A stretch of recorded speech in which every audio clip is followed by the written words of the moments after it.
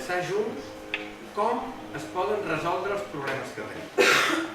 I la primera cosa que us vull dir, mireu com l'he titulat, la pau és possible.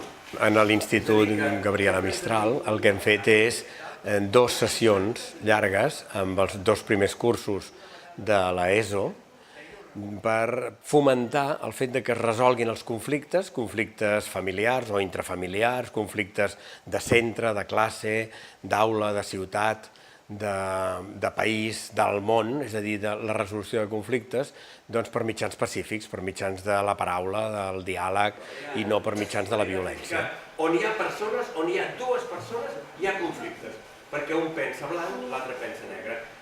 On hi ha 2 persones, 20 persones, 200 persones o 20.000 persones, hi ha conflictes. Ells també tenen conflictes amb companys, amb germans, amb pares i amb familiars. Per tant, ja poden començar a resoldre els conflictes a base de donar la seva opinió, una opinió sincera, a base de dialogar, a base d'escoltar i no a base de garrotades o de la llei del més fort. I això és el que el preadolescent ja pot començar a entendre i ha de començar a practicar. Quines coses podem fer? Parlar, sí, molt bé. Parlar fins a cansar-se. Però, a més de parlar, hi ha una altra cosa que has de fer quan tu parles, que és escoltar. Som un centre que estem molt preocupats i ens interessa molt tot el tema de valors. El projecte educatiu de centre ja contempla la necessitat d'aquest treball.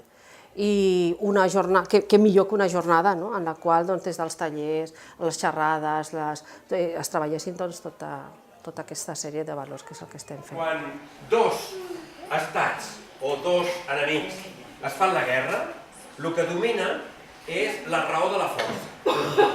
El qui és més fort, aquest domina. I això és utilitzar la raó de la força. Però fent un joc de paraules, l'important arribarà un dia en què s'imposarà la força de la raó. La paraula té molta força. Estem treballant valors de caràcter solidari, la solidaritat és un dels valors que es treballa en la col·laboració. Un altre valor que s'està treballant és la necessitat del reconeixement dels altres com a iguals, la consideració de la igualtat. Diversos valors que al mateix temps pensem que d'una manera coordinada els alumnes rebin aquesta primera impressió del que signifiquen i ho puguin experimentar en la seva pròpia pell. La pau no passa per la força, la pau no passa pels exèrcits. Gandhi deia la pau és el camí, no és un fi, no hem d'aconseguir la pau, i hem de treballar cada dia, hem de treballar d'una manera pacífica.